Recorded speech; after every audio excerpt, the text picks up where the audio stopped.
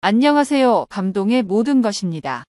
저희는 해외 커뮤니티 레딧과 감동의 모든 것 공식 이메일로 제보받은 실제 사연을 바탕으로 재구성한 스토리를 전달해드립니다. 구독과 좋아요, 알림 설정은 영상 제작에 큰 힘이 됩니다. 영상 수익은 독거노인 및 불우이웃에게 전액 기부되니 끝까지 시청 부탁드립니다. 그럼 본격적인 이야기 시작하겠습니다. 캐나다 몬트리올에 있는 한 병원. 환자들의 소음만 들리던 이곳에 한 여성의 엄청난 울부짖음이 병원 전체로 퍼져나가고 있습니다. 그곳에는 병원에서 생을 마감한 아들의 손을 부여잡은 채 장례식을 치를 돈이 없으니 아들을 이대로 놔두라는 고함 소리만 반복하는 캐나다인 여성의 모습이 보이는데요. 병원의 의사들과 간호사들도 난감해하던 바로 그때 한 한국인 여성이 다가오더니 캐나다 여성의 어깨에 가만히 손을 올립니다. 그리고 바로 그 순간 한국인 여성의 얼굴을 본 캐나다 여성은 한국인 여성의 신발을 붙잡고는 바닥에 주저앉아 오열하고 마는데요. 과연 아들의 장례 비용조차 없던 캐나다인 엄마와 이 한국인 여성에게는 무슨 일이 있었던 것일까요? 안녕하세요. 여러분, 저는 현재 캐나다 몬트리올에서 살고 있는 30대 캐나다 여성 로미르라고 합니다. 불과 1년 전만 하더라도 저희 옆에는 한국인 남편 그리고 저의 소중한 아들이 함께하고 있었지만 지금은 어째서인지 다들 하늘에서 저를 먼저 기다리고 있기에 지금 저는 쓸쓸하지만 그래도 행복한 생활을 하려는 노력을 하고 있는 다소 특이한 인생을 살고 있네요. 특히 한국인 남편과 아들이 동시에 세상을 떠나고 저 또한 삶에 대한 목적을 잃고 남편과 아들의 장례식 비용조차 없어 모든 것을 포기하려던 그때 우연히 저에게 찾아와 주었던 한 한국인은 지금 제가 세상을 살아가고 있는 마지막 이유이기도 한데요. 20살이 되자마자 처음 시도한 한국 여행에서 만나게 된 지금은 세상을 떠난 한국인 남편은 짧은 20년의 인생이었지만 제가 지금까지 만나온 남자들과는 전혀 다른 순수하고 똑똑한 모습을 가지고 있었기에 저는 그에게 금방 빠져들고 말았습니다. 지금에서야 한국이라는 나라가 더욱 많이 알려지고 한국 남자들의 멋진 모습이 세상에 알려졌지만 제가 20살인 때에는 이러한 정보들이 많지 않았기에 저는 처음 마주한 한국 남자 혁수에게 곧바로 사귀자는 말을 건네고 말았죠. 20살이 되기 전 많다면 많고 적다면 적은 연애를 해왔던 저였지만 한국인 남자친구인 혁수는 삶의 가치관뿐만 아니라 자기의 일도 너무나 열심히 하는 다른 남자들과는 차원이 다를 정도로 멋진 사람이었고 그렇게 저와 혁수는 불같은 사랑을 이어가게 되었습니다. 저와 혁수는 캐나다와 한국을 넘나들며 비행기를 이용한 장거리 연애를 무려 6년이 넘는 시간 동안 진행하게 되었고 결국 이러한 아름다운 시간 끝에 결혼에도 성공할 수 있었죠. 하지만 결혼을 하기 전 저는 혁수 씨의 부모님이 너무나 궁금했지만 어째서인지 혁수 씨는 자기 가족에 대한 얘기를 하는 것을 다소 곤란해하며 나중에 시간이 지나면 천천히 알게 될 것이라는 말만 했었기 때문에 저는 결혼식 직전까지도 혁수 씨의 가족에 대한 얘기나 그의 부모님들을 직접 만나볼 수는 없었습니다. 하지만 결혼을 하는 것은 저와 혁수 씨 둘의 의견만 잘 맞으면 아무런 상관이 없다고 생각했기에 저는 그다지 크게 신경 쓰지 않았지만 결혼식을 하루 앞둔 바로 그날 혁수에게서 다소 놀라운 얘기를 들을 수 있었죠. 자신이 한국에서의 고아원 출신이라는 말을 시작으로 자신의 과거를 얘기해 주던 혁수는 결론적으로 현재 자신에게는 부모가 없고 하나밖에 없는 친가족인 여동생도 어린 시절 자신과 함께 고아원에 있다가 그때 당시 얼굴도 모르는 다른 외국인 가족에게 입양되었다는 놀라운 얘기를 이어나가더군요. 솔직히 어느 정도 놀란 부분도 있었지만 저는 혁수 씨가 그 어떤 가정 환경을 가지고 있어도 딱히 아무런 상관이 없었습니다. 모든 상황이 변해도 제가 혁수 씨를 좋아하고 혁수 씨 또한 저를 사랑한다는 사실은 변함이 없기에 이제부터는 우리 둘의 가족으로 새로운 꿈을 계획하면 아무런 문제가 없으니까요. 저는 혁수를 따뜻하게 안아주며 저의 생각을 전달했고 혁수 씨 또한 너무나 고맙다면서 자기 자신의 밑바닥을 알려준 사람은 제가 처음이라며 눈물을 흘리더군요. 그리고 그 다음 날 혁수와 저는 급히 결혼식 계획을 수정해 관객들의 구분과 가족의 구분이 없는 다소 자유로운 결혼식으로 식을 진행했고, 결혼식이 진행되기 전 저희 부모님에게는 혁수의 과거에 대한 얘기를 미리 해놓은 뒤 당황스러운 상황이 발생할 수 있는 질문이나 표현은 아예 하지 말라고 단단히 말해두었고, 그렇게 혁수 씨와의 결혼식은 행복하게 마무리될 수 있었습니다. 곧바로 한국과 캐나다, 그리고 다양한 유럽권의 나라들을 넘나들며 혁수 씨와 저는 신혼여행을 이어나갔고, 저의 캐나다에서의 직장이 먼저 정리된 뒤에 한국에 정착하자는 계획을 가지고 있었기 때문에 신혼여행이 끝나자마자 저희 부부는 아주 잠깐 캐나다에 정착하게 되었죠. 그때 당시 저는 스타트업 회사에 다니고 있었기 때문에 빠른 시일 내에 회사를 정리하는 것이 어려웠고, 처음 계획했던 1년의 세월보다는 점점 시간이 늘어나 무려 3년이라는 시간을 혁수 씨와 함께 캐나다에서 거주하게 되었습니다. 캐나다보다는 더욱 안전하고 효율적인 삶을 살 수 있는 한국에서의 삶을 원하고 있었기에 빨리 캐나다를 떠나고 싶었으나, 제가 다니고 있던 스타트업 회사는 갑자기 폭발적인 성장을 이루며 저는 중요 임원으로 자리 잡게 되었기에 쉽게 회사를 떠날 수가 없더군요. 그리고 그때쯤 되니 혁수 씨도 캐나다에서의 회사 생활에 완전히 적응한 상태였기에 저희 부부는 한국에 대한 정착 계획을 아주 약간 뒤로 미루자는 대화를 나누며 평화로운 나날을 보내고만 있었습니다. 그런데 그러던 어느 날 하늘에서 저와 혁수 씨에게 작은 보물을 주시더군요. 어느 날 갑자기 찾아온 저희 임신은 혁수와 저에게 가슴 두근거리는 행복감을 주면서도 우리가 정말 부모의 자격이 있을까 같은 걱정도 가지게 해주면서 제배는 점점 불러오고 출산의 일정에도 다가서게 되었습니다. 원래라면 저희가 사랑하는 나라인 한국에서 임신을 하고 출산했어야 했지만 어느 날 갑자기 찾아온 뱃속의 아기 때문에 저와 혁수 씨의 계획은 행복한 고민으로 틀어지게 되었죠. 그렇게 다소 늦은 일정인 10개월이 넘어가던 어느 날 저는 너무나 고통스러운 배에 압박감을 느꼈고, 바로 그날 아들 로로를 낳을 수 있었습니다. 남편인 혁수 씨도 아들이라는 사실을 알고는 더욱 행복해하는 모습을 보였고, 저는 그러한 혁수에게 이제 과거에 힘들었던 고아원 시절은 모두 잊어버리고 우리가 함께 행복한 가정을 만들어 나가자며 저는 혁수를 따뜻하게 안아주었죠. 세상 밖으로 태어난 로로는 다른 아이들보다는 더욱 똑똑한 모습과 성장을 보이면서 키도 빠르게 크고 언어도 매우 빠르게 배워나가더군요. 추후 한국에서의 생활도 고려하고 있어야만 했기에 저는 로로를 낳자마자 한국어와 캐나다어를 동시에 가르치기 시작. 로로도 이제 막 언어를 배워나가는 시기이다 보니 매우 빠르게 두 가지의 언어를 흡수하며 성장하게 되더군요. 그렇게 로로는 캐나다에서의 국제학교도 무사히 입학하게 되었고, 저와 남편 혁수 씨도 회사에서 더욱더 능력을 인정받으면서 이제는 실제 눈앞으로 다가온 한국으로의 정착 이민을 실행하려는 계획을 준비 중이었습니다.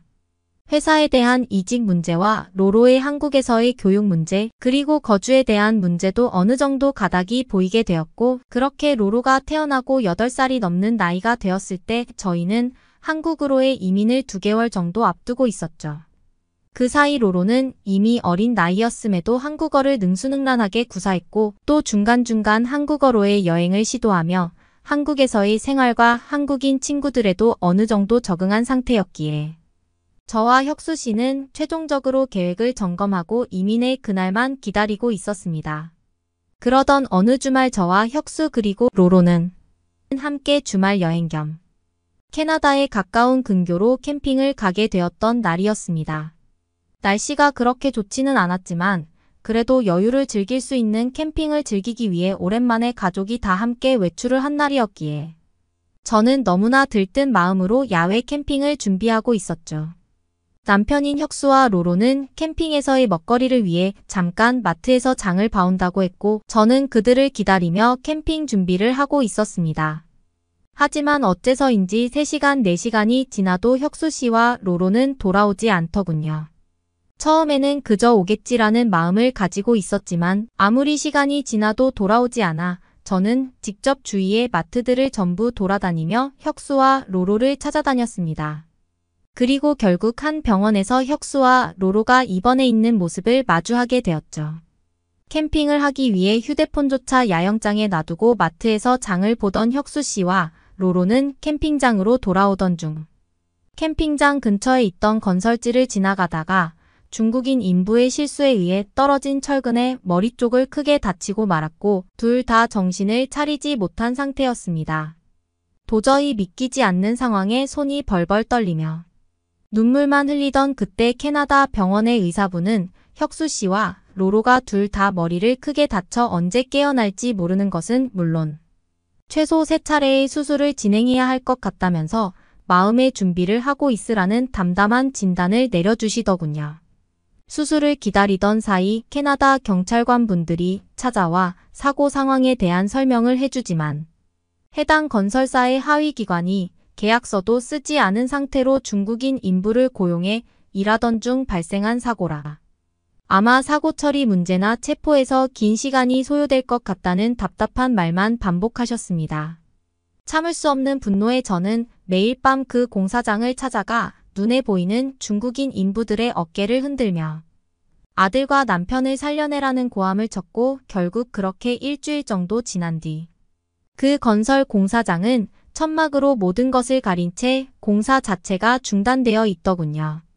혁수 씨와 로로는 무려 2차례 이상의 수술을 받았고 의사분께서도 어느 정도 예후가 좋으니 지켜보자는 말을 해주셨기에 저는 너무나 감사한 마음으로 매일매일 기도를 하며 가족의 곁을 지켜나갔습니다. 그렇게 혁수 씨와 로로가 동시에 3번째 수술을 앞둔 날이 되었지만 제가 아침에 눈을 떴을 때에는 이미 로로와 혁수 씨가 세상을 떠난 뒤였습니다. 운명의 장난인지 거의 비슷한 시간에 세상을 떠난 혁수 씨와 로로의 상황에 저는 한 번도 느껴보지 못한 무기력함과 절망적인 기분에 말이 입 밖으로 나오지 않았고 그저 눈앞의 상황이 마치 꿈인 것 같은 감각을 느끼며 그들을 보내고 말았죠. 하지만 문제는 그 다음이었습니다. 이미 가족 2명의 병원비와 입원비, 그리고 수술비의 치료 비용까지 제가 모아놓았던 돈은 물론 모든 재산까지 소모된 뒤였고 저는 결국 남편과 아들의 장례식 비용조차 없는 사람이 되어 있었죠. 병원에서는 하루가 멀다 하고 저를 찾아와 병원에서 보관할 수 있는 시간이 그렇게 길지는 않다면서 장례식을 치르지 않을 거라면 자신들이 알아서 처리하겠다는 말을 해주며 저를 압박했습니다. 저는 도저히 그것만은 막고 싶어 돈을 빌릴 수 있는 시간을 달라고 무릎도 꿇어보았지만 그 캐나다 병원에서는 눈 하나 깜짝하지 않더군요. 남편과 아들이 세상을 떠났다는 사실에 우울증이 걸리기는커녕 저는 모든 수단과 방법을 동원해 가족의 마지막 장례식을 치르기 위해 돈을 빌리고 다녔지만 장례식 비용도 비싼 캐나다의 환경 때문인지 도저히 그 큰 돈을 마련할 수가 없었습니다. 캐나다 병원에서는 장례식 비용이 없으니 내일 당장 혁수 씨와 로로를 알아서 처리하겠다는 통보를 내렸고 저는 결국 병원 데스크 앞에 주저앉아 고함을 치거나 병원의 영업을 방해하며 시간을 벌 수밖에 없었죠. 하지만 곧 찾아온 경찰관 분들은 사정은 이해하나 이것은 영업방해라며 저를 끌고 갔고 저는 결국 병원 밖의 길바닥에 주저앉아 마지막 남은 하루의 기간을 그렇게만 보내고 있었습니다.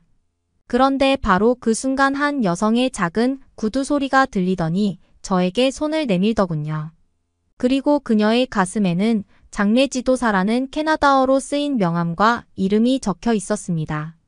그런데 명함의 이름이 혁수 씨와 똑같은 성인 박으로 심지어 한글로 쓰여 있었고 저는 너무나 놀란 마음에 그녀의 얼굴을 쳐다보았죠.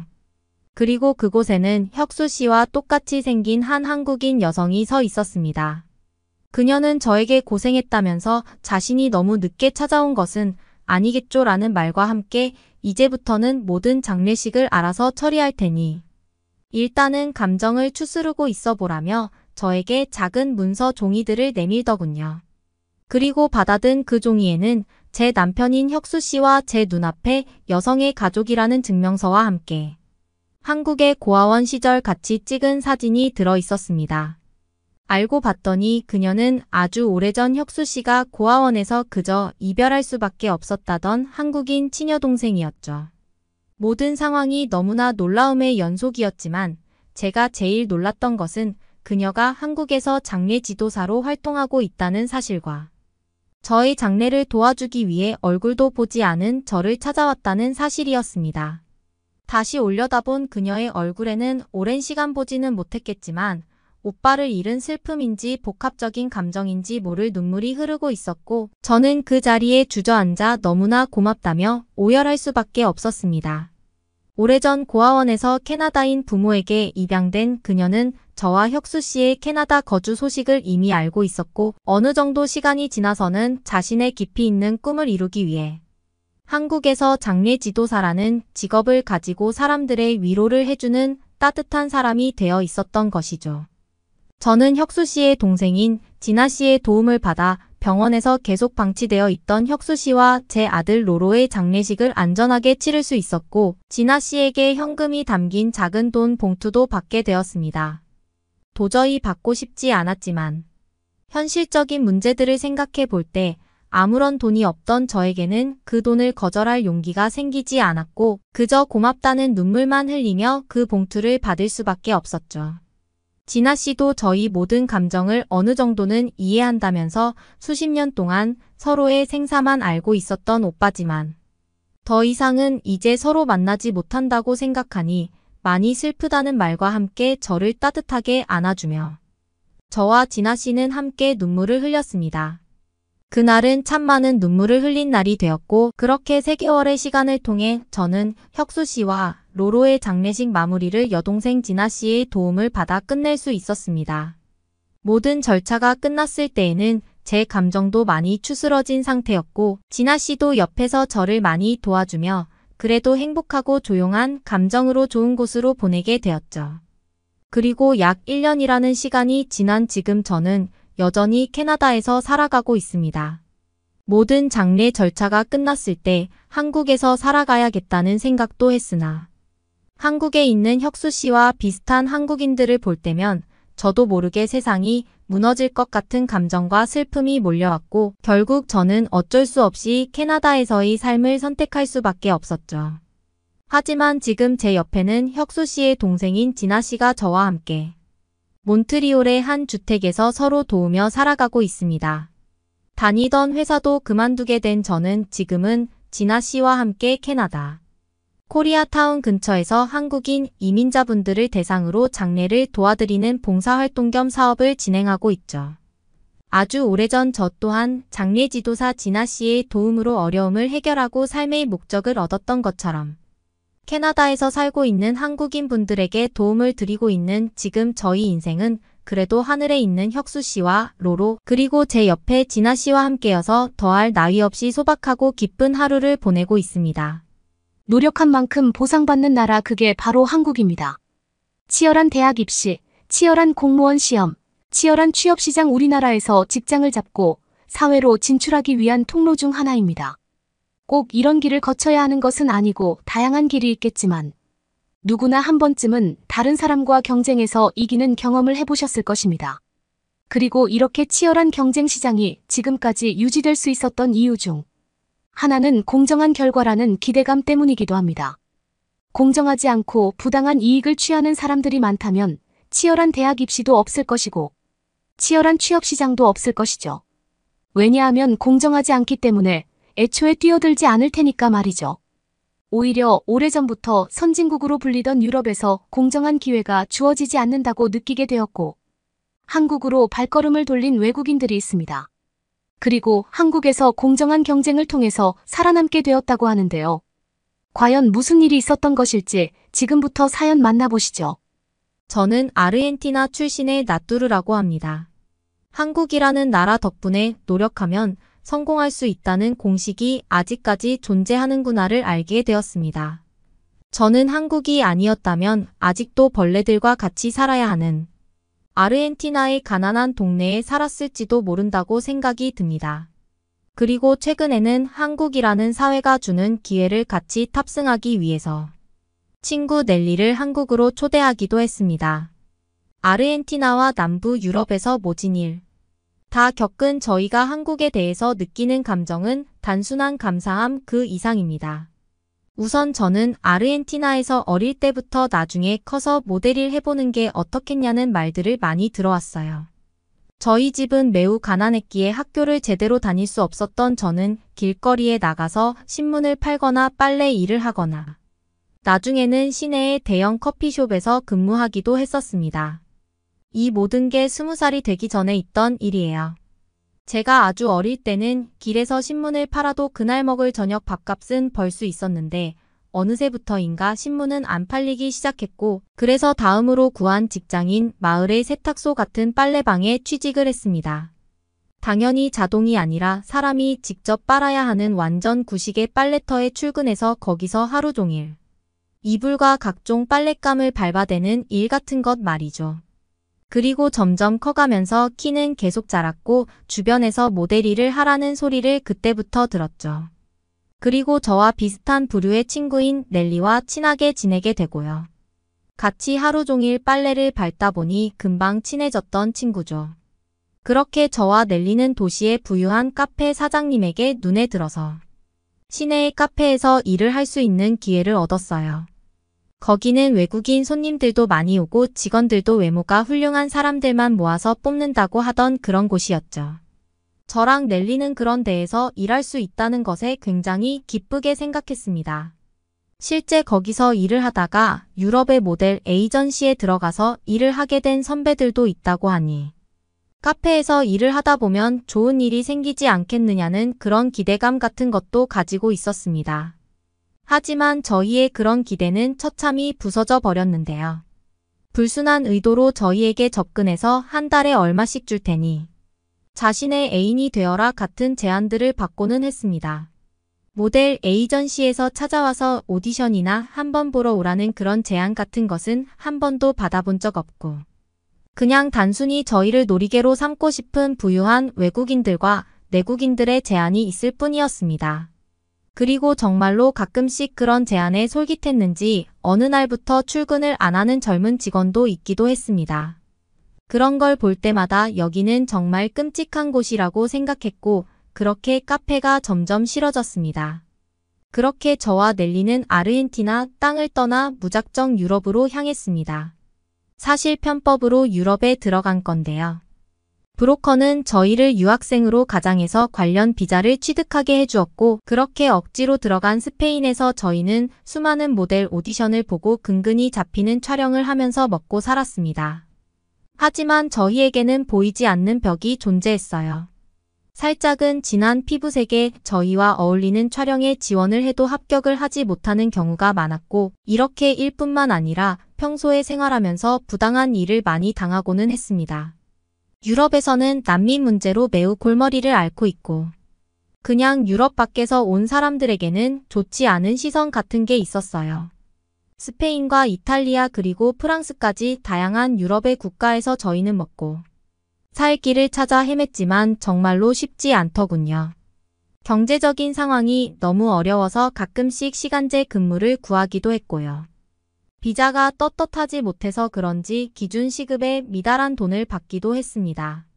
그리고 저는 이런 지겹고 힘든 유럽 생활을 정리해야겠다고 생각하고 다른 탈출구를 알아보기 시작했습니다. 탈출구가 없다고 하면 그냥 아르헨티나로 돌아가서 차라리 빨래를 하는 한이 있더라도 말이죠. 여기까지라고 생각했고 더 이상 도전하는 것은 무모한 짓이라는 부정적인 생각으로 가득 차 있었습니다. 그러다가 우연히 알게 된 한국이라는 나라가 눈에 들어오게 되었습니다. 주변에 들리는 이야기가 한국에서 사는 것뿐만 아니라 일거리를 구하는 것도 더 쉽고 불합리한 대우도 없다는 이야기를 들었습니다. 최소한 다른 나라에서 왔다고 차별 대우하거나 피부가 하얗지 않다고 거절하는 일은 없고 컨셉트에 맞게 충실하게 오디션을 하고 그에 맞는 사람을 고른다고 했어요. 오히려 유럽보다 기회의 평등이 더 잘 되어 있는 나라라는 이야기 같은 것 말이죠. 저는 유럽이라고 하면 굉장히 합리적인 판단만 하고 실수 없는 그런 완벽한 곳인 줄 알았는데 막상 살아본 유럽은 그런 것과는 거리가 멀었다는 것을 생각해보면 솔직히 그런 이야기가 있다고 한들 여기보다 조금 더 나은 정도겠지. 그렇게까지 좋은 데가 어디 있겠나 싶은 심정으로 한국행을 결정했습니다. 제가 그동안 활동해온 경력들이 있기 때문에 한국으로 가는 것은 그다지 어렵지 않았습니다. 가서 일자리가 있냐 없냐의 문제일 뿐이었죠. 하지만 한국에 도착하기 전부터 한국의 모델, 에이전시와 연락이 닿아서 제가 오디션을 볼 수 있도록 각종 오디션 스케줄을 알려주기도 하고 한국에 가기 전부터 한국이라는 나라는 조금은 다르다는 느낌을 받았습니다. 부디 한국이라는 나라에서 기회를 얻을 수 있기를 기도하는 마음으로 한국에 도착했습니다.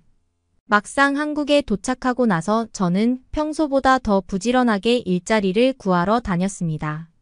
그리고 마음 맞는 업체와 정식 계약을 하기도 했어요. 처음 돈벌이는 많지 않았지만 그래도 안정적으로 돈을 받을 수 있어서 처음 한국에 정착하는데 큰 도움이 되었습니다. 그리고 더 놀라운 사실은 한국에서의 삶 자체가 쾌적했다는 것입니다. 한국에서 당연히 저렴한 월세방을 구해서 살았어요. 더 저렴한 한국의 고시원이 같은 곳이 있는 것을 알기는 알았지만 저는 각종 옷들과 각종 화장품, 각종 신발들을 많이 가지고 있기도 했고 앞으로 일하면서 그런 물건들이 더 생길 것이라서 눕는 공간 말고 적재할 공간이 있어야 했거든요. 그래서 저는 수원의 지하 1층에 방 한 칸을 얻었습니다. 한국에서는 가장 저렴한 주거 형태 중 하나라고 들었어요. 하지만 제가 유럽에서 살았을 때보다 오히려 훨씬 쾌적하다는 생각이 들었는데요. 한국 집안의 벽은 기본적으로 페인트로 칠해져 있는 게 아니라 도배지로 잘 덮여 있었으며 이것이 주는 안락감과 포근한 느낌은 차가운 느낌의 페인트와는 너무나 다를 수밖에 없었습니다. 뿐만이겠나요? 한국에서 가장 저렴한 주거 형태 중 하나라고 알고 있어서 겨울에는 미친 듯이 춥고 여름에는 미친 듯이 더울 것이라고 생각했습니다. 겨울에 따뜻한 물이 나오지 않아서 주전자로 물을 데우고 그걸로 샤워를 해왔던 저에게 한국의 따뜻한 보금자리는 제 생각보다 훨씬 더 쾌적한 곳이었습니다. 겨울에 따뜻한 물이 나왔고요. 여름에는 작은 에어컨이지만 그걸 틀어서 아주 시원하게 실내에서 지낼 수 있었습니다. 게다가 겨울에 주전자를 데워서 샤워를 하거나 머리를 감는 게 아니라 따뜻한 물로 바로 샤워를 할 수도 있었습니다. 찬바닥이 따뜻해져서 난방을 하는 방식은 라디에이터나 히터로 방을 데우는 방식보다 훨씬 덜 건조해서 눈이 아프지도 않았고요.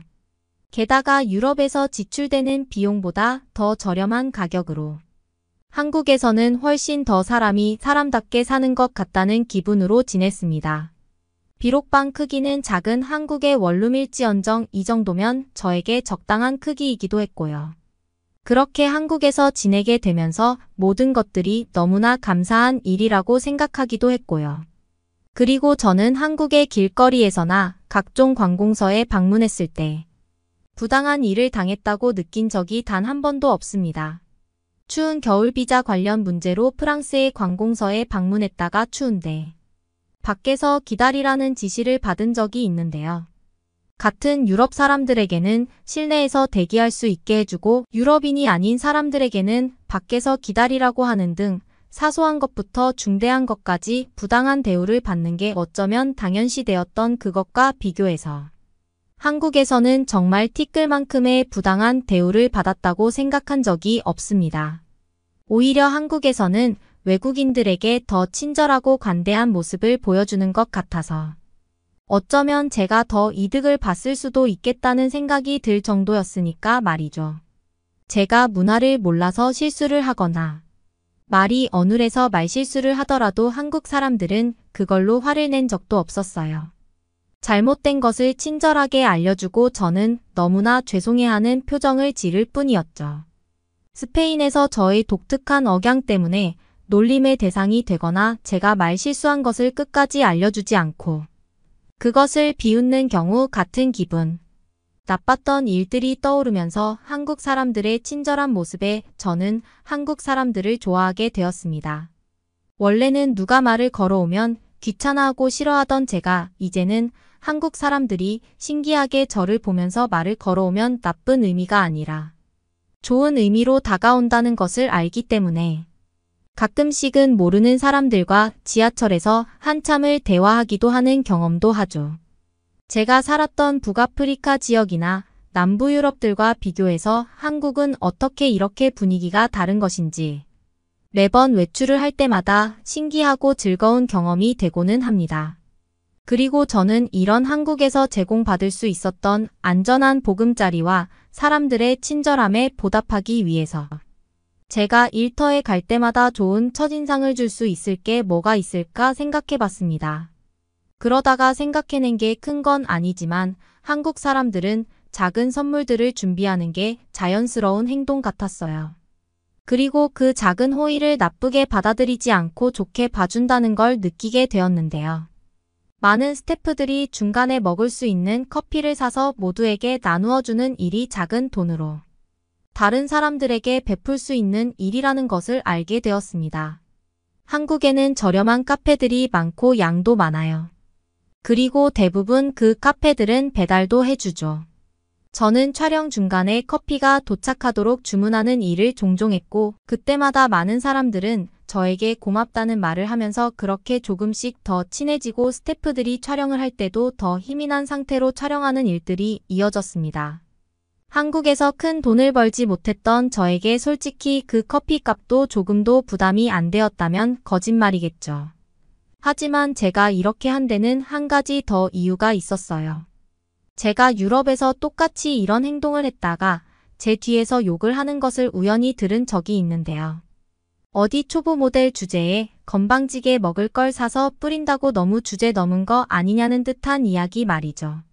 저는 정말 너무 감사한 마음에 작은 초콜릿을 당시 촬영 스태프 인원수에 맞춰서 선물을 가져왔고 앞에서는 진심으로 고맙다고 하던 사람들이 뒤에서는 초보 모델이 어쩌고 저쩌고 어디서 건방지게 어쩌고 저쩌고 하는 이야기를 들어서 상당히 놀랐던 기억이 있던 것과 반대로 한국에서는 오히려 앞에서는 가볍게 고맙다고 말하고 뒤에서는 진심으로 좋아해주는 모습을 보여주어서 이것도 정말 큰 문화 차이구나. 한국에서는 사람들이 과하게 고마워하는 듯한 모습이나 진심으로 고마워해서 눈물까지 흘리는 사람은 없지만 속으로는 그렇게 생각하지 않는구나. 호의를 호의대로 받아줄 수 있는 사람들이구나라는 사실을 알게 되었고 때문에 제가 선물을 드리는 입장에서도 더 좋은 걸로 못해줘서 미안한 마음까지 들 정도로 한국 사람들은 정말로 좋은 사람들이 틀림없었습니다. 그렇게 열심히 노력을 했고 소개를 통해서 여러 군데서 일을 더 할 수 있는 좋은 상황까지 만들어졌습니다. 제가 2년간 살던 집도 방 한 칸 더 있는 집으로 늘려서 가기도 했고요. 그리고 한국에서 바쁘게 살아오느라 유럽에서 동거동락했던 넬리에게 오랜만에 연락도 해보는 여유도 찾아봤습니다. 몇 달에 한 번씩 연락하고는 했는데 최근 들어서 그 연락마저도 뜸했었거든요. 그러다가 저는 충격적인 소식을 듣게 되었습니다. 넬리는 다 포기하고 아르헨티나로 돌아가겠다는 결심을 해버린 상태였습니다. 그동안 넬리에게 있었던 일들에 대해서 천천히 들었는데 많은 역경과 고난이 있었고 그걸 인내하고 견뎌내면 언젠가는 알아주겠지, 언젠가는 인정받겠지라는 생각을 가졌지만 안타깝게 현실은 드라마와는 달랐다며 말이죠. 저는 넬리에게 마지막으로 한 번 더 도전해 볼 것을 제안했습니다. 그리고 그 무대는 바로 한국이 되었으면 좋겠다고 말이에요.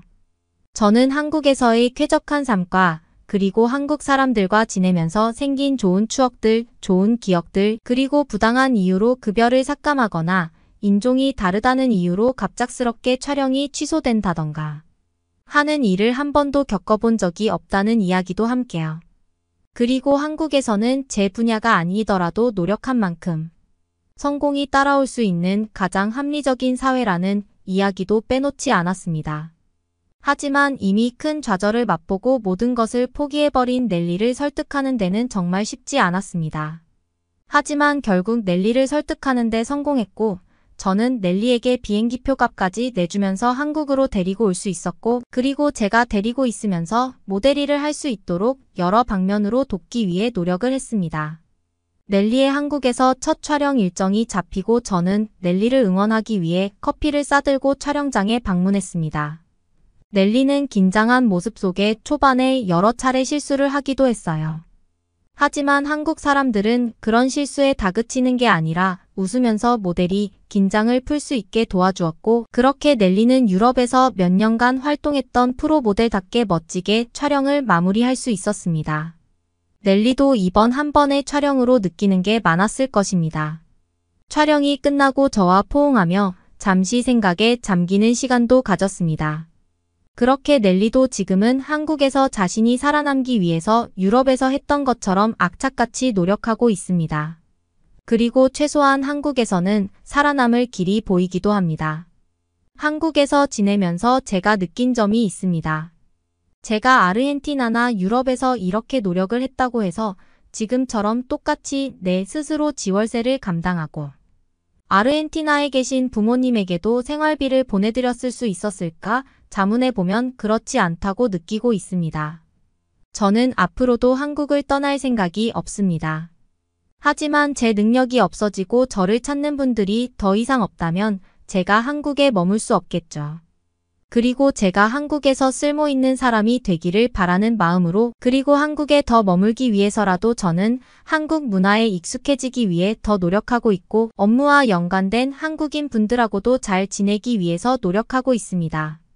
가끔은 고향에서 가족들과 식사도 하고 같이 웃고 떠들고는 하는 그런 모습들이 떠오르고, 그렇게 해보고 싶다는 생각이 들지만 어느새 제 마음속 고향은 한국이 되어버렸고요.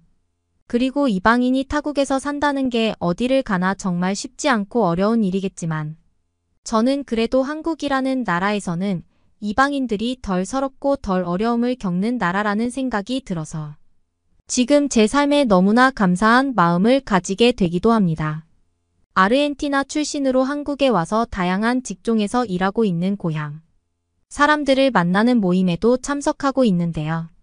대부분 한국에서는 기회가 공평하고 내가 이방인이라고 해서 내 능력을 깎아내려 버리는 부당한 일을 당하지 않는다는 것에 큰 공감을 하는 사람들이 대부분입니다.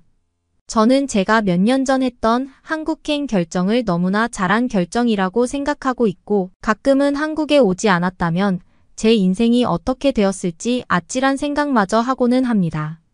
저에게 이렇게 큰 기회를 주고 정당한 경쟁을 통해서 정당한 보상을 받을 수 있는 한국 사회 또한 감사한 마음을 가지고 있습니다. 혹시라도 유럽만이 기회의 땅이고 그곳에서만 내가 성장할 수 있다고 믿는 사람들이 있다면 지금 자신의 상황을 살펴보고 왜 이렇게 공정하지 않은 것이지 알려진 것과 다르게 환상만 가득하던 대륙이었구나 느낀다면 한국이라는 나라를 선택지로 올려보세요. 정말로 좋은 기회가 될 수 있다고 말씀드리고 싶습니다. 그러면 다음 사연을 들려드리겠습니다. 한국에서 차를 샀다고 거짓말 치지 마. 한국에서 벌어봐야 얼마나 더 번다고. 아니, 내가 거짓말을 할 이유가 뭐가 있어? 한국에서 직장 생활하는데 이건 당연한 일이야. 여기랑 달라. 야, 혹시 그럼 내가 한국에 가면 들어갈 일자리 좀 있냐? 젊은 베트남인 친구들끼리의 재미있는 대화가 이어지고 있습니다. 한국으로 취업을 해서 한국 공장에서 일하며 월급 생활하는 고향 친구가 한국에 개인 자동차를 가지고 있다고 하자 깜짝 놀라는 베트남인 친구들입니다. 과거 80년대 말까지만 해도 우리나라도 차를 구매하는 건 동네 잔치를 할 만큼 큰일이었습니다. 지금 베트남의 서민들은 과거의 한국의 모습과 다를 바가 없는데요. 베트남인들에게 차를 구매한다는 건 여전히 쉽지 않은 일이죠. 베트남의 젊은이들은 좋은 차를 화면 속으로나마 구경할 수 있는 세상이 되었습니다. 때문에 그들은 절대로 가질 수 없는 개인 소유의 자동차를 구경하면서 로망을 가지고는 하죠. 한국에서는 나이 어린 친구들이 풀알부로 중고자동차를 구매하기도 하고 카푸어 소리를 듣기는 하지만 그래도 최소한 차를 소유하는 개념은 가지고 있는 것과 반대로 베트남에서는 그마저도 불가능하다는 사실이죠.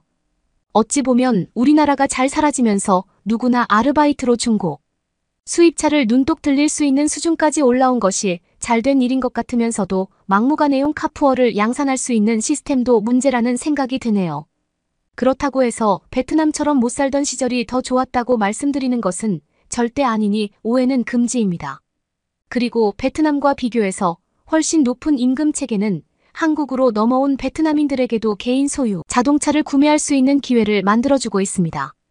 때문에 젊은 베트남인들이 한국의 노동자로 취업한 뒤 조금이라도 자리를 잡게 되면 중고차 매장에 방문해서 작은 차라도 구매해서 타고 다니는 데는 이런 복잡한 상황이 있죠. 실제 경기도 안산 및 시흥의 산업단지에서 500만 원 이하 중고차 수요는 대부분 외국인들이 차지하고 있습니다. 오늘 소개해드릴 사연은 한 젊은 베트남인 청년이 한국으로 취업을 했던 친구를 보면서 느낀 점을 글로 적었습니다. 한국이 좋은 나라인 줄은 알았지만 이렇게 베트남과 격차가 나고 있는 줄은 몰랐다는데요. 무슨 이야기를 하고 있는 것인지 지금부터 사연 만나보시죠. 저는 베트남 하노이에서 살고 있는 청년입니다. 이곳은 사파 옆에 있는 작은 도시죠. 사실 좋은 일자리는 대부분 사파에 있지만 그마저도 그냥 저녁 먹고 살 수 있는 돈벌이만 할 수 있지. 제 친구처럼 한국같이 잘 사는 나라에 가서 돈을 벌어오는 친구들과 비교하면 한없이 초라한 월급을 받을 수밖에 없습니다. 그래도 이곳 하노이보다는 더 나은 삶을 살 수 있으니 많은 친구들은 이미 사파으로 떠나갔습니다. 저는 하노이에 남아있지만요. 여러 친구들 이야기를 하기 전에 우선 한국으로 취업에 성공한 거라는 친구 이야기부터 할까 합니다. 제 친구과는 저와 같이 고등학교를 다녔던 사이입니다. 학급에서 가장 친하게 지냈던 친구였죠. 그리고 그 친구는 고등학교 졸업 후 한국으로 취업을 하는 것을 꿈꾸고 계획하고 있었습니다. 과의 부모님은 농사를 짓지 않아서 저와는 상황이 많이 다르기도 했죠. 분명히 제 상황보다는 비교적으로 취업에서 자유로웠습니다. 저 같은 경우는 부모님이 농사를 하시고 꽤나 넓은 면적에서 다양한 작물들을 키우시기 때문에 일손이 한 명이라도 더 필요합니다. 저는 학창시절에도 학교에 다녀오고 나면 부모님 일손을 도왔으며 부모님은 그래도 요즘 시대 고등학교는 꼭 나와야 된다고 강조하셨기 때문에 제가 포기하지 않고 학업을 이어가기는 했지만 어차피 고등학교 졸업 후 부모님과 함께 농사를 지어야 하는 게 제 운명과도 같았습니다. 역시나 기본적인 교육은 마쳐야 베트남에서도 살아갈 때 문제될 게 없기 때문에 필요에 의해서 고등학교에 다닌 것이지 학업에 대단한 열정이 있거나 학문으로 성공하겠다는 생각은 없었습니다. 하지만 친구 조건은 달랐습니다. 한국 공장에서 이미 일을 하고 계신 거의 삼촌 덕분에 조건은 고등학교 졸업 후 삼촌의 추천을 받아 한국의 공장에 취직할 계획을 가지고 있었습니다. 이 작은 하노이라는 도시에서도 친구 사이에 미래가 이미 정해져 있다는 것도 참 재미있는 일이죠. 그렇게 고등학교 졸업 후 조건은 정말로 한국으로 갔습니다. 저는 고향 땅에 남아서 부모님의 농사일을 도와드렸죠. 다른 친구들도 대학으로 진학하거나 취업을 이유로 하노이를 떠나 사파로 가기도 했고 더 먼 도시로 떠나는 친구들도 많았습니다. 하지만 가장 부러웠던 것은 한국으로 가게 되는 거였습니다. 한국에 가서 돈을 벌게 되었다며 신나하는 꼴을 보며 그래도 고향 떠나 타지에 가는 게 얼마나 힘든 일이겠냐며 위로를 해주려고 했지만 권은 한국에 가서 돈 많이 벌어오는 일이라며 신나할 뿐이었습니다. 그렇게 조건과는 기약 없는 작별 인사를 했죠. 그렇게 학창시절을 함께 보낸 많은 친구들은 각자의 일에 열중했습니다. 저는 정신없이 농사일에 빠져들었고 10년 지난 지금 저는 농사일에 도가 텄죠. 그리고 20살 때 저를 낳으신 부모님들은 아직 49세밖에 안 되셨고 한창 농사에 대한 경험과 지식이 충분하시고 체력도 아직 유지하고 계실 때라 동네에서 저희 집이 가장 부지런히 작물들을 키웠습니다. 동네에서는 나름대로 농사짓는 집이라 수익도 괜찮았죠. 20대를 농사일로 시간을 보내며 가끔은 연락하며 도시 생활을 하는 친구가 부럽기도 했지만 고향에서 맘 편하게 지낼 수 있다는 장점 하나로 마음을 다잡곤 했습니다. 꺼도 고향 생각이 난다며 힘들었던 이야기를 꺼내기도 했으니까요. 그러다가 10년 만에 조건이 고향으로 잠시 돌아오겠다고 연락이 왔습니다. 한국 공장에서 10년간 일했고 마침 일거리도 줄어들었고 해서 3달 정도 무급휴가를 내고 고향에 왔다 가겠다고 하더군요. 오랜만에 보는 옛 친구와 다시 만날 생각에 기대가 되었습니다. 그동안 한국에서 고생한 친구에게 고향 음식을 뭘 먹이고 10년 사이 많이 바뀐 베트남의 좋아진 곳들을 보여줄 생각도 했으며 조건을 때리고 어디로 갈지 고민하느라 신났죠. 조건이 베트남으로 오겠다고 했던 날이 왔습니다. 저는 평상시대로 농사일을 하고 있었습니다. 저 멀리서 낯익은 목소리가 들려왔습니다. 바로 조건이 저를 크게 부르는 소리였습니다. 재빨리 허리를 펴 소리가 나는 쪽을 바라봤습니다. 그가 높이 손을 흔들며 저를 부르고 있었죠. 반가운 마음에 당장 뛰어나갔고 저희 부모님도 그런 꼴을 환영해 주셨습니다. 점심 식사 준비를 하고 식탁에 앉아 조건과 그동안 잘 지냈냐는 안부 인사를 시작으로 그동안 못다한 이야기로 서서히 대화를 풀어나갔습니다. 그리고 조건은 저와 부모님에게 드리는 선물이라며 이것은 자기 공장에서 생산하는 물건인데 품질 좋은 장화이니 꼭 사용해 보시라며 선물로 주기도 했습니다. 역시나 한국산답게 딱딱하지 않고 부드럽고 가벼운 게 참 좋은 물건 같았죠. 점심 식사 후 저녁에 시내에서 조건을 포함한 학교 동창생들과 다시 모이기로 하고 일단 점심 식사 자리는 마무리했습니다. 그리고 곧바로 선물 받은 그 장화를 신고 일하니 한결발이 편안하다는 것을 느꼈습니다. 부모님도 선물 받은 한국산 장화를 신고 일하시니까 세상에 이런 게 있는지 몰랐다며 굉장히 좋아하셨죠. 역시 한국이라는 나라가 듣던 대로 좋구나 했습니다.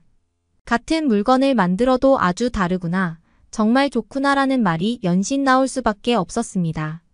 그동안 저는 조건과 꾸준히 연락하며 한국이 정말 좋은 곳이라는 것을 알고 있었지만 현실과 달리 베트남인들 중 꽤나 많은 사람들은 한국이 그렇게 좋은 곳은 아니라고 생각하는 사람이 많습니다.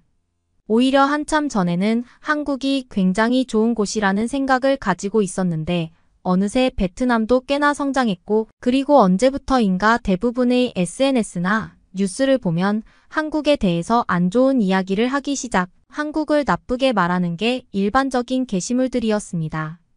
특히 한국과 정치적인 갈등이 최고조로 달했던 2010년대 중반부터 그런 현상들은 많아졌습니다. 심지어 한국인들은 고기도 못 먹어서 건강하지 않고 날씬한 한국인들은 사실은 못 먹어서 마른 체형이 된 것이라는 이야기도 있었어요. 조건이 한국에 가서 잘 먹고 잘 살아서 살이 쪘다고 말하는 것과는 전혀 다른 이야기였죠. 그리고 한국은 법적으로 정해준 시급이 너무 높아서 고용주들이 직원 고용을 잘하지 않으려 하고 물가가 너무 올라서 마음대로 소비하지도 못한다고 하는 것들이 대표적인 예시입니다. 하지만 저는 조건을 통해서 한국의 소식을 간간히 들을 수 있었고 제가 조건에게 너 거기서 밥은 잘 먹을 수 있는 거냐며 물었을 때 그런 베트남의 거짓 뉴스에 속지 말라며 저를 훈계해 주었죠. 때문에 저는 한국이 베트남보다 100배는 상황이 좋다는 걸 알고 있습니다. 저처럼 이렇게 한국이 좋은 곳이라고 생각하는 사람은 주변에 한국에서 살고 있는 지인이 있다던가 친척이 있는 게 아니라면 없다고 봐도 될 정도였습니다. 그리고 사실은 뉴스에서 말하는 한국에 대한 이야기들이 가짜라는 말을 입 밖으로 꺼낼 수 없습니다. 한국인들은 때깔이 좋다, 한국인들은 다 잘생겼다, 다 이쁘다 같은 표면적인 이야기면 몰라도 한국이 살기에 굉장히 좋다더라, 베트남보다 훨씬 좋다던데라고 말하는 건 어느새 공감받기 어려운 일이 되어버렸습니다. 참 이상한 일이지만 정말 많은 사람들은 베트남의 공영 뉴스가 거짓말을 할 리가 없다고 생각하는 모양입니다. 다시 돌아와 조건이가 점심 식사를 저희 가족과 함께 했던 그날 저녁, 다시 조건을 만나러 시내로 나갔습니다. 점심때에도 느끼기는 했지만 조건을 비롯한 몇 명의 동창들이 함께 모여 있으니 조건의 얼굴빛이 남달랐다고 느꼈는데요.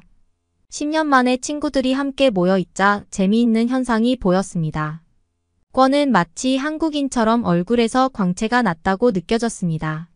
이제 30살을 1년 앞둔 베트남 남자들은 마치 40살과 같아 보였고 조건은 아직도 20대인 것처럼 보였습니다.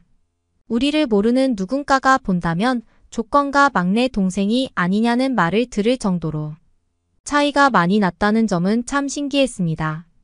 한국이 물이 좋은 건가 아니면 한국인들처럼 성형을 한 건지. 만나자마자 동창들은 조건에게 수많은 질문들을 쏟아냈습니다. 차이가 나는 것은 당연하다고 생각이 되었습니다.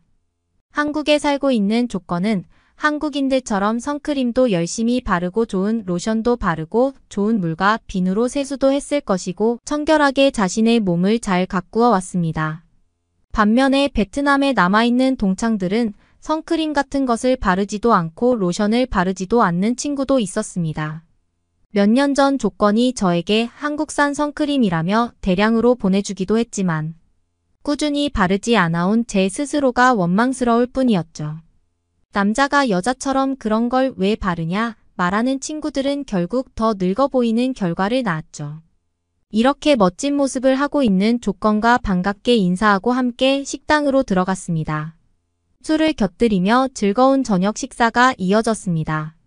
그리고 아직 젊은 나이 때문에 그런지 대화의 주제는 한국 여자부터 해서 자동차까지 제 또래 남자애들이 좋아할 만한 주제로 넘쳐났습니다. 여기서 볼 때 때깔 좋은 조건은 한국 여자 좀 만나봤을 것 같아서 동참들과 함께 관련된 내용으로 노골적인 질문을 해봤지만 조건은 그렇지 않다며 아쉽게 한국에서는 여자들에게 인기가 없었다는 충격적인 고백도 들었죠. 자기가 좋아하던 같은 공장에서 일하는 한국인 여직원한테 고백했다가 차인 얘기는 너무나 웃겨서 다들 배를 잡고 쓰러졌죠. 이 친구들 사이에서 가장 얼굴에 빛이 나는 조건도 한국 여자를 만나기에는 어렵나 보다 생각했습니다. 여자 이야기를 떠나서 또 다른 관심사는 자동차였습니다. 조건이 먼저 한국에서 자동차를 타고 출퇴근한다는 이야기를 했습니다. 모두들 놀랄 수밖에 없었는데요. 이 자리에 모인 4명의 친구들은 모두 차가 없거든요. 그나마 사파에서 자리를 잡은 친구가 내년에 자동차 좀 사볼까 고민하고 있었기 때문에 이미 조건이 자동차를 가지고 있다는 말에 깜짝 놀랐습니다. 제 또래 남자들은 한국의 현대자동차를 포함한 외제차에 대한 로망이 크고 여력이 안 되면 그냥 베트남 자동차를 사고는 하는데 권은 이미 한국의 기아 자동차를 가지고 있었습니다. 물론 5년 된 중고차를 사긴 했지만 K 시리즈 모델은 사진만으로도 그 자태가 엄청났죠. 조건이 핸드폰으로 찍어온 사진을 보여주자마자 모든 친구들은 오라며 감탄사를 냈습니다. 베트남에서 당장 그 차를 몰고 시내를 천천히 돌아다니면 당장이라도 애인이 생길 것 같은 차였는데 말이죠. 한국에 오면 차를 태워준다는 조건의 자랑을 들으며 참 부럽다고 느꼈습니다. 같은 나이에 벌써부터 운전을 하고 다닌다는 친구가 멋있어 보였죠. 게다가 최근에 베트남 돈으로 8만 동 정도 주고 차를 샀다고 하던데 심지어 5달치 월급밖에 안 된다며 자랑을 했습니다. 솔직히 한국이 월급도 당연히 많이 주는 걸 알고 있던 저희 친구들은 8만 동이 5달치 월급이냐며 그렇게나 많이 주는 줄은 몰랐다며 다들 깜짝 놀라하는 분위기였습니다. 한국이란 곳은 도대체 어떻길래 8만 동을 5달 만에 버는지 궁금증이 커져갔죠. 사파에서 자리를 잡은 우리 중에 제일 잘 나가는 찌엔이라는 친구도 8만 동을 벌려면 10개월이 걸릴 텐데 말이죠. 찌엔은 사파에서 정말 잘 나가는 친구인데 말이에요. 그리고 그게 벌 수 있는 금액이지 모으는 돈은 절대 아니니까. 그런 차를 사려면 정말 몇 년간 돈을 모아야 하죠. 찌엔도 자동차를 사고 싶어서 그렇게 안달라 했고 정말 쉽게 구매할 수 없어서 매일같이 고민하고 있는 모습이었는데 조건은 이미 자동차를 가지고 있다니 다들 대단하다고 말할 수밖에 없었습니다. 찌엔이 저희 친구들 사이에서 처음으로 자동차를 구매할 줄 알고 있었는데 이미 조건에게 그 자리를 내주었습니다. 그런 거의 모습을 보면서 한국과의 격차는 상상 이상으로 크다는 것을 느낄 수밖에 없었습니다. 그렇게 즐거운 술자리를 마치고 집으로 걸어오는 길에 많은 생각이 들었습니다. 농사일 때문에 제가 한국에 갈 수는 없지만 이미 10년 전 한국으로 취직한 친구가 잘 돼서 기분이 좋은 것과는 별개로 정말로 부럽다는 생각이 들었죠. 그리고 인터넷이나 뉴스에 한국에 대한 안 좋은 소식이 들릴 때마다 조건에게 물어봐서 이게 진짜냐고 물어봤었고 그때마다 그건 사실이 아니라며 말해주어서 한국이 잘 사는 나라쯤이라는 것은 알고 있었지만 이렇게나 큰 차이가 날 줄은 솔직히 몰랐습니다. 제가 농사짓는 이 작물들도 품질 좋게 수확되면 한국으로 수출 기회를 얻는 경우가 종종 있었습니다. 그때마다 꽤 높은 값을 받곤 했는데 솔직히 그 가격에 팔면서 속으로는 한국 사람들이 이 비싼 돈을 주고 이걸 사 먹겠냐 싶었던 것도 사실입니다. 하지만 오늘 여러 이야기들을 듣고 온 지금 오히려 제가 저렴한 가격에 유통업자들을 배불린 게 아닌가 싶기도 합니다. 제가 아주 비싸게 팔았다고 생각할지언정 결국 한국인 소비자들은 베트남산 작물이라며 저렴하게 구매 후 식탁에 올린다는 점은 참 어떻게 이런 격차가 날 수 있겠나 싶을 정도로 아득한 차이를 보인다는 사실이 믿기 어렵네요. 그리고 안타깝게도 아직도 이곳 무지한 사람들은 한국에서는 돈이 없어서 고기를 마음껏 못 먹다고 생각하는 사람들이 많습니다. 한국인들을 그저 불쌍하고 그저 그런 사람들쯤으로 생각한다는 게 이해하기 어렵습니다. 물론 저는 조건에게 지속적으로 한국 이야기를 들어와서 그럴지는 모르겠지만 많은 베트남인들이 오해하고 있는 것과 반대로 한국이 굉장히 잘 산다는 걸 알게 된다면 저와 같은 충격을 받지 않을까 생각됩니다. 이런 사실을 알고 있는 제가 대단히 깨어 있다고 말씀드리고 싶은 것은 아닙니다. 하지만 최소한 어느 정도 사실을 알고 한국을 욕해도 욕해라는 이런 말을 하고 싶은 것이죠. 사실 베트남에 사는 베트남 사람 입장에서 한국을 욕할 게 있어봐야 얼마나 있겠냐만. 정치적인 문제로 한국을 싫어한다고 하는 사람들에게까지 한국의 현실을 보라고 말할 이유는 없겠죠. 다만 한국인들이 베트남인들의 주머니 사정보다 좋지 않다고 생각하는 것. 그 자체는 사실이 아니기 때문에 그런 점에 대해서는 인정할 것은 인정하고 빨리 한국을 따라잡거나 따라가기 위해서 노력해야 하는 것이 아닌가 싶습니다. 옆 나라는 저렇게 달려나가는데 우리라도 빨리 뛰어가야지. 이미 한국을 잡아버렸다고 생각해서 뛰지 않는 모습은 정말 바람직하지 않다고 생각하기 때문입니다. 가끔씩 술자리에서 큰 소리로 떠들며 한국이나 주변 나라들이 가난하다 못 산다. 욕하는 사람들을 볼 때면 참 답답한 마음이 들곤 합니다. 이 글을 읽는 여러분들도 현실을 직시해야 최소한 저처럼 다음번에 한국 수출 농작물에 대해서 가격 협상을 할 생각을 할 수라도 있으니까 말이죠. 현실을 알아야 돈을 벌 수 있습니다. 지금이라도 당장 깨우치세요. 오늘의 사연은 여기까지입니다.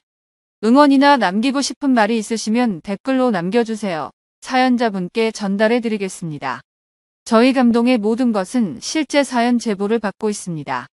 채택되신 분께는 선물도 드리고 있습니다. 저희의 사연이 여러분의 하루의 작은 힘이 될 수 있었으면 좋겠습니다. 지금까지 한국의 감동적인 이야기를 전해드리는 감동의 모든 것이었습니다. 구독과 좋아요를 눌러주시면 영상 제작에 큰 힘이 됩니다. 감동적인 사연을 주변 사람들에게 공유하고 함께 이야기 나눠보세요. 끝까지 시청해주셔서 감사합니다. 더욱 더 좋은 영상으로 찾아뵙겠습니다.